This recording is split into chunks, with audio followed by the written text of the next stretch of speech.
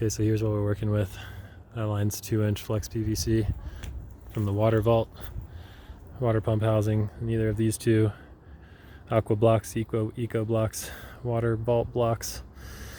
4-4-4-2 water vault, river run, draining out the pond.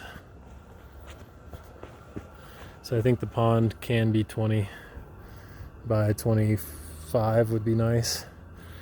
And then another 20 by 20 down here. 10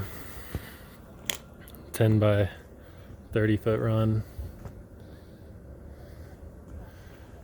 And 10 by 45 would be great. We have the extra little cuts because we have this run from this spillway and the main river spillway will be back here. So I just figured instead of curving, you can just do one straight long run, 45 up to the above this spruce.